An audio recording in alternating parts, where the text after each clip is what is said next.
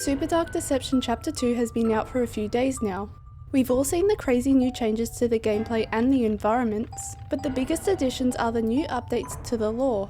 We've already known that the lore in the main game is outdated and will be changed to match where the lore headed in Chapter 5, and we've seen a lot of that in Super Dark Deception Chapter 2. These new lore drops are mainly about Doug and his family, and Malak and the whole demon world that's going on in the background of the game's universe. And I'll be going over all of these details in this video and what they mean for the game's story.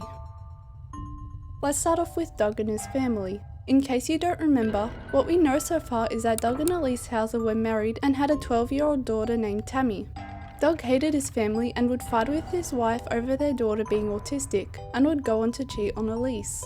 On February 28, 1992, Doug accidentally causes Elise and Tammy's deaths by feeding Elise medication without her knowledge and without his knowledge that she would be driving. So she and Tammy get into a car crash and die. After that, Elise and Tammy both end up in the Nightmare Realms. Elise ends up with Bierce like Doug and is using the relic she found to travel across the Nightmare Realms Doug went to, documenting her journey with the famous E-notes, which by the way are fully animated in Super Dark Deception, while Tammy has taken on the appearance of a floating blue orb that helps Doug. So originally, we found out that the blue orb was Tammy because of the Chapter 5 OST Tammy's Lullaby showing the blue orb in the thumbnail, which means that Doug had no idea that it was Tammy helping him. Now, Doug figures out that the blue orb is Tammy when she appears in Barely Buried to kill the trigger teddies around him. Using his thoughts he says, "Tammy? Is that you?" So Doug is suspecting that the blue orb is Tammy, and it becomes more obvious to him later. But this section is no longer the first time we see the blue orb in Dark Deception. Remember how the fact that Doug doesn't use Primal Fear and teleport past Joykill at the end of Mascot Mayhem was a plot hole because he could have just done that, and that we will get a proper reason in the new version? Well, now we have our reason. Because Tammy shows up, urges Doug to get all the ring pieces and goes inside him after saying she'll help him, which causes Doug to see some things we haven't seen before. Take a look for yourself. I finally found you. There is not much time. You must complete the ring. I will help you.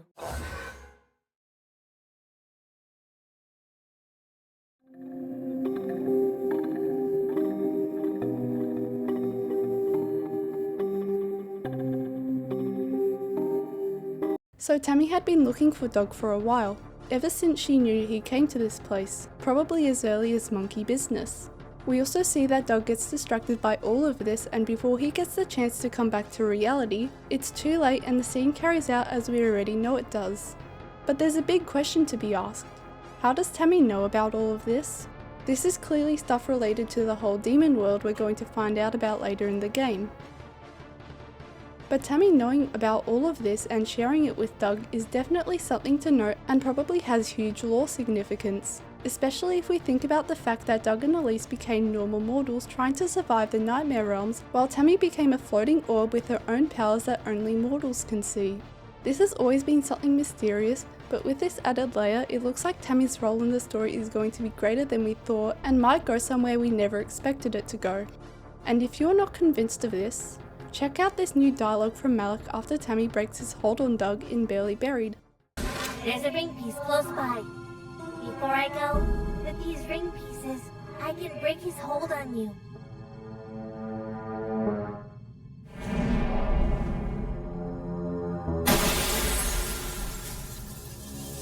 What? The corruption mark. It's gone. Is this her doing?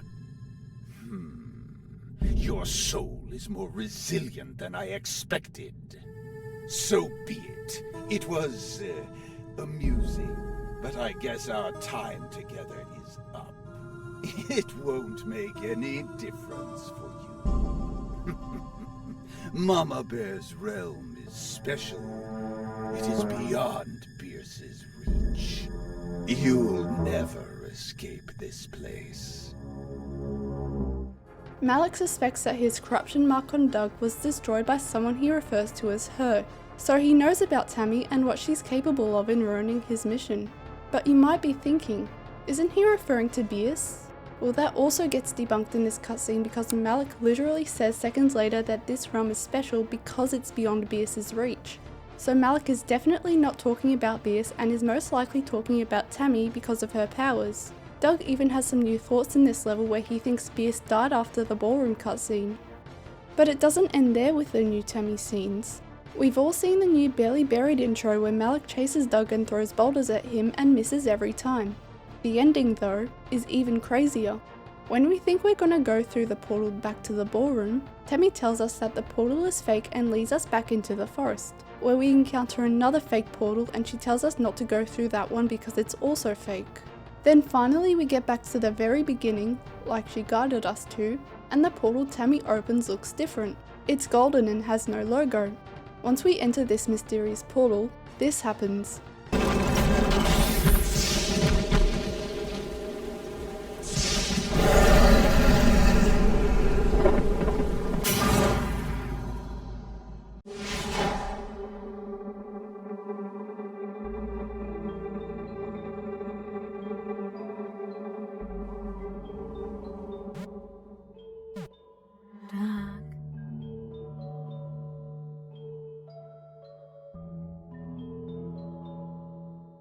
Why are you here?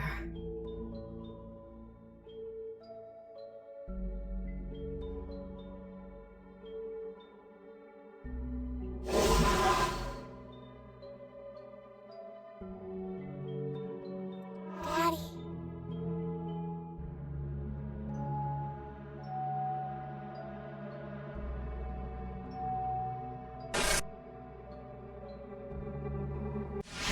All of these voice lines are pretty much the same that were shown in the first teaser trailer for Chapter 5, that shows a cutscene that happens between Holiday Horror and Prison Panic.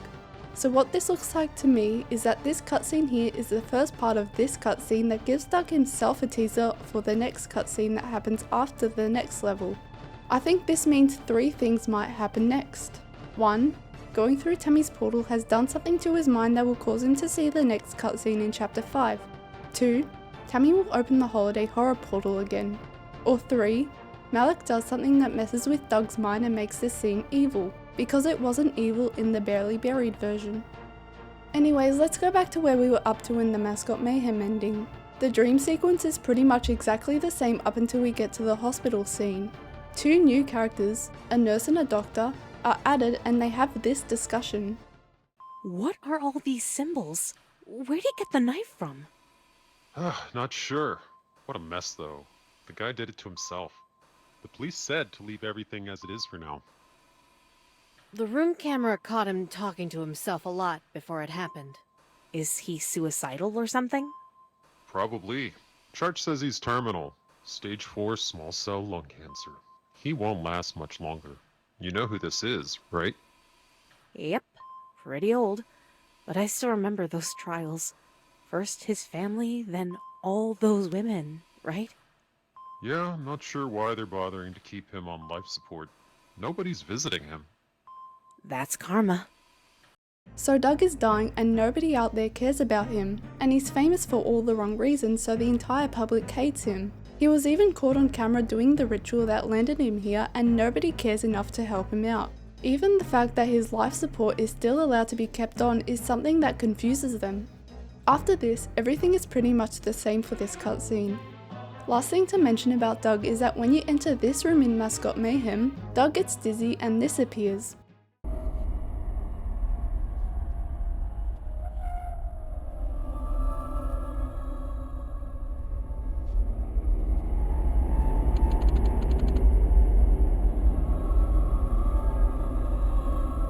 It's not much, but this uncanny looking Doug is probably here to remind Doug of his past and what he's done. Also, apparently in the game files this sprite is named Psycho, and we know that there's a Malak OST in Chapter 5 with the same name. So what I think will happen in the future is that Malak deploys this psycho uncanny version of Doug to chase or try to kill him, similar to this evil Tammy in the dream sequence, and this new cutscene is hinting at that. That's all there is to go over about Doug and his family. So now it's time to discuss the new lore drops on Malak and the Nightmare Realms in general.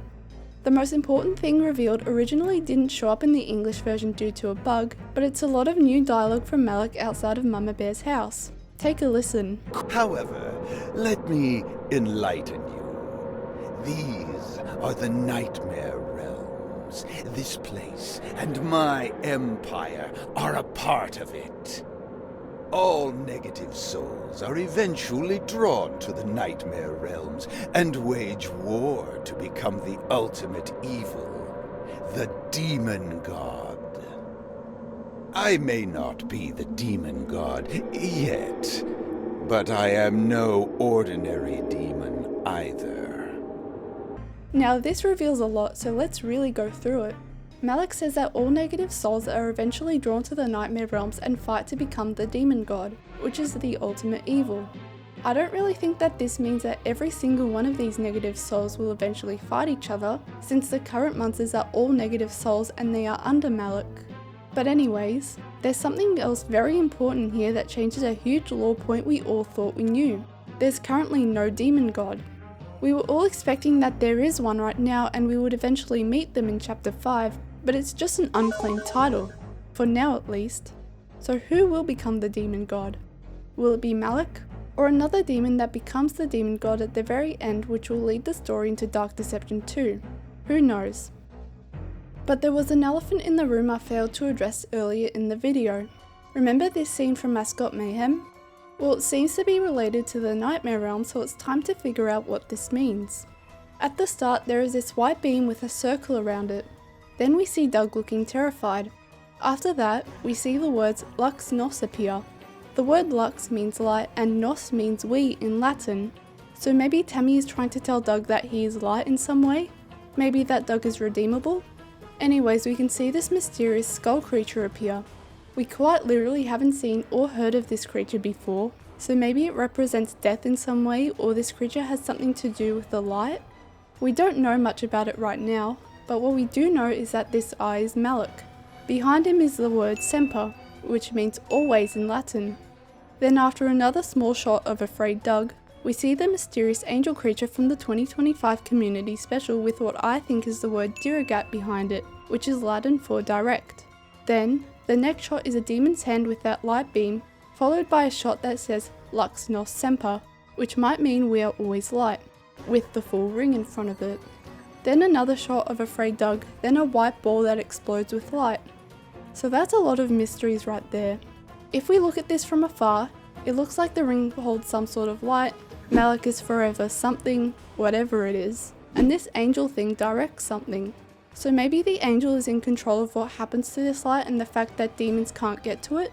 I mean, here we see a demon's hand in front of that light beam. I would almost say it's Malak, but this character has 4 fingers and Malak has 3, so it has to be someone else. But who could it be? Maybe it's the skull creature who had Lux Nos written around it? Or maybe it's a new demon?